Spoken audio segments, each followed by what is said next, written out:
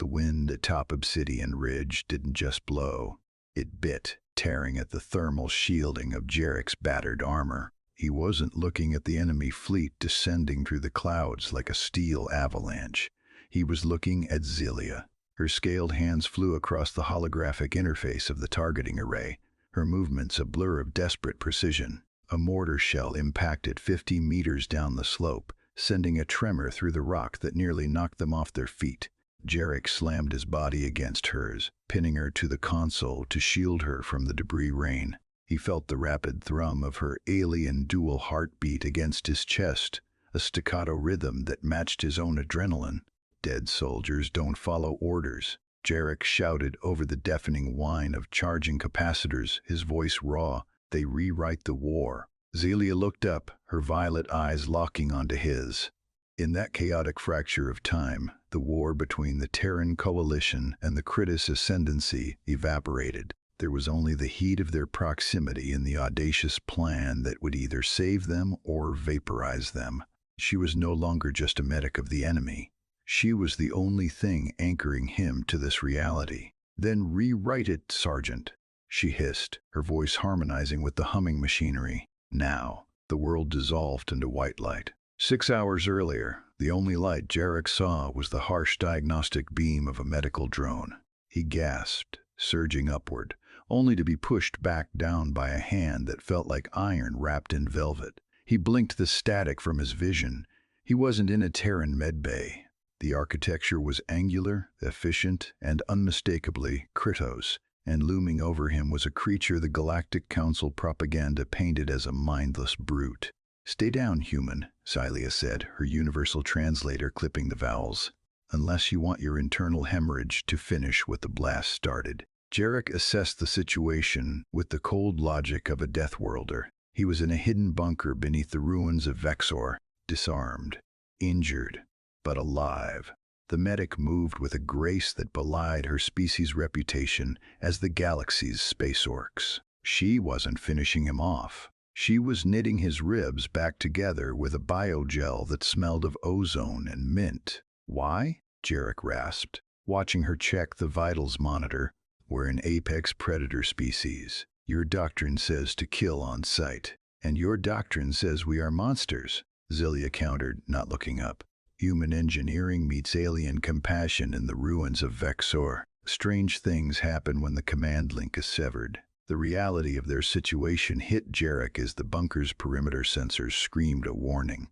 Both the Terran and Krytos battalions were converging on this sector, a pincer movement. They were trapped in the crushing middle. "They'll scan for life signs," Zelia said, her composure cracking just enough to reveal the terror underneath. "My transponder identifies me. Yours marks you for immediate termination by my squad." Jarek looked at the hovering medical drone. It was a standard heavy-duty model, rigid in its programming, designed to report casualties to the central command grid. It was a masterpiece of automated bureaucracy, and that was its flaw. "Adaptability is the ultimate weapon," Jarek muttered, the gears of human ingenuity grinding into place. He grabbed Zelia's wrist, stopping her scan. The contact sent a jolt through him, not of pain, but of sudden electric awareness. "We don't need to fight them, Zelia. We need to die." Digitally, he pulled the drone closer, popping its maintenance panel. "Your systems look for a pulse. I'm going to feed it a loop of a flat line and piggyback a signal that lists both our tags as collateral damage. The system expects biological input. I'm giving it a mathematical ghost." It was a classic example of asymmetrical warfare applied to survival. While the massive fleets relied on brute force and perfect data, Jarek was introducing chaos into the machine. He wasn't just hiding, he was exploiting the blind trust the enemy placed in their own technology. The Terran spirit wasn't about having the biggest gun. It was about refusing to accept the scenario as written. The drone's optical sensor turned a docile blue, broadcasting an encrypted fabrication to the orbital satellites. 2 casualties crushed by structural collapse. Jarek wiped sweat from his brow, his hand lingering near Zelia's as he severed the hardline connection. For a second, the bunker felt less like a cage and more like the eye of a hurricane, a fleeting sanctuary before the storm reclaimed them. "We are ghosts now," Zelia said, her gaze intense. "But ghosts cannot stay here." They moved out, scaling the ventilation shafts to reach the surface. The ascent was brutal. Every muscle burned, a testament to the high gravity of Vexor. But Jarek didn't slow down. He couldn't. He could hear Xylia's breathing behind him, steady and determined. She was a so-called Space Orc, according to the fearmongers back home. Yet she moved with a calculated elegance that shamed Terran agitprop. They breached the surface at the foot of Obsidian Ridge. The sky was a tapestry of violence fighter wings streaking through the atmosphere, trading plasma fire that turned the clouds into glowing bruises. The ground shuddered, vibrating through Jarek's boots, rattling his teeth. This was the science fiction story humanity had written for itself. Endless conflict, endless consumption, but they were about to tear that page out. "Up," Jarek signaled, pointing to the comms tower at the peak. "If we scramble the local targeting arrays, the fleets lose lock. They'll have to pull back or risk firing on their own troops." The climb brought them back to the moment where time had fractured. The wind biting, the mortar shell impacting. Jarek pinning Xylia to the console to shield her. "Then rewrite it, Sergeant. Now." Her words were the spark. Jarek slammed his fist into the manual override, bypassing the safety protocols with raw human force while Xylia reconfigured the frequency modulation. It was a perfect synthesis of human ingenuity and alien tech. The array groaned, then shrieked as it unleashed a massive omnidirectional jamming pulse. Above them, the sky changed. The coordinated dance of the starships faltered. Targeting lasers flickered and died.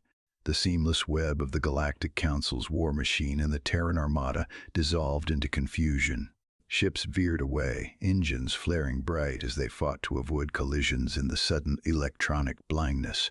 The deafening roar of bombardment ceased, replaced by the confused chatter of confused comms channels. A chaotic stalemate. Jarek slid down against the cooling metal of the console, his chest heaving. Celia sat beside him, the adrenaline fading into a profound, vibrating relief. The immediate threat of the apex predator fleets was gone, forced to retreat to a safe distance to recalibrate. Slowly, Jarek reached for his dog tags. The metal felt heavy, a symbol of a life he had already forfeited in the bunker. He looked at Xylia.